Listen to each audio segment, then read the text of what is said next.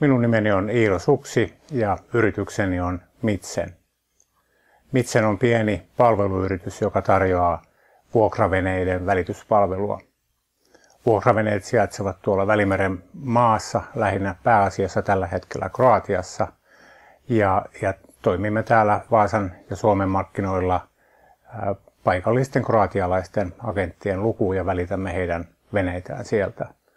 Tässä vaiheessa on keskitytty pelkästään vuokraveneiden, pääasiassa siis purjeveneiden välittämiseen, mutta myöhemmin todennäköisesti järjestetään erityyppisiä purjehdusmatkoja ja purjehdukseen liittyviä tai veneilyyn liittyviä palveluita ja muunlaista toimintaa myöskin pelkästään tämän vuokrauksen ympärillä. Yrittäjänä olen toiminut tässä vaiheessa tämän yrityksen puitteissa viime vuoden marraskuusta alkaen, mutta ei siinä kaikki. 80-luvulla ja 90-luvulla toimin pitkään yrittäjänä ja muun muassa hotelli- ja ravintola-alalla ja nimeni mukaisesti tietenkin myöskin laskettelukeskustoiminnassa. Yhdessä välissä oli 2 eri laskettelukeskusta, mutta sitten 90-luvun alkupuolella siirryin toisten palvelukseen ja nyt sitten uudestaan ryhdyn vedestämään tätä yrittäjän toimintaa. Se on kyllä sillä lailla, että yrittäminen on niin hienoa touhua, että siihen jää suola janottamaan, vaikka kuinka jossain välissä yrittäisi jättää sen taaksensa. Kaikki yritystoiminta tai kaikki toiminta ylipäätänsä lähtee liikkeelle siitä, että on ajatus. Niin tämä meidän pieni Mitsenimmekin lähti liikkeelle ajatuksesta tai oikeastaan haaveesta. Vaimoni aikoinaan luki paljon Göran Schiltin kirjoja. Göran Schilthan oli kova purjehtija tuolla Välimerellä ja siitä syntyi haave. Toisaalta olemme pitkän linjan veneilijöitä, joten myöskin siltä puolelta oli tähän hommaan vetoa.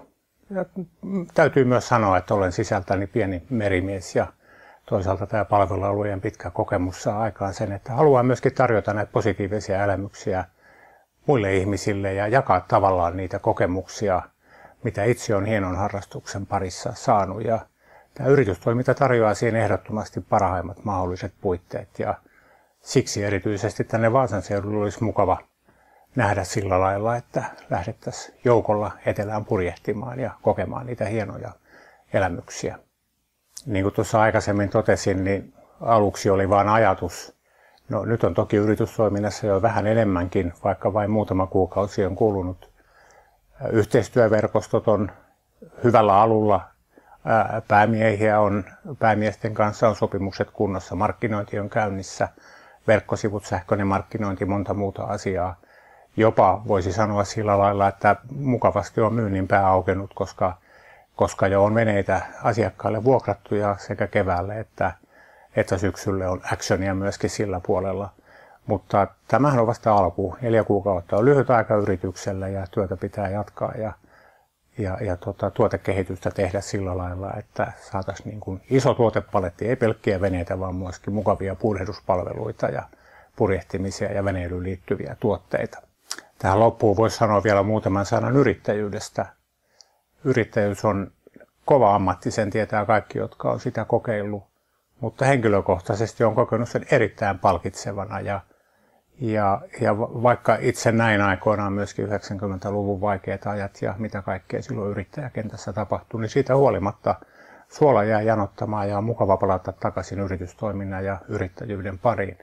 Ehkä yrittäjyydessä on kaikista hienointa se vapaus, minkä saa kokea siitä, että vastaa vain itselleen tekemisestä. No, kyllähän varmaan pitää pankillekin vastata ja asiakkaille ja monelle muulle, mutta siitä huolimatta saa itsenäisesti tehdä työtä omien visioittensa, näkemystensä ja päämääriensä hyväksi. Ja se on erittäin palkitsevaa, että sen takia koen yrittäjyyden itselleni varsin sopivaksi toiminnaksi. Ja uskon, että moni muukin löytää sitä hienon sisällön elämälleen, vaikka se niin raskasta joskus onkin. Pieni mainos myöskin tähän vielä, että nykyään sähköinen markkinointi on äärimmäisen tärkeää ja varsinkin meidän yritykselle ihan ensiarvoisen tärkeää. Ja sen takia käytetään vähän kulunutta sanontaa, mutta Mitsen löytyy myöskin Facebookista ja tietenkin verkkosivut on se perustietovarasta oli www.mitsen.fi.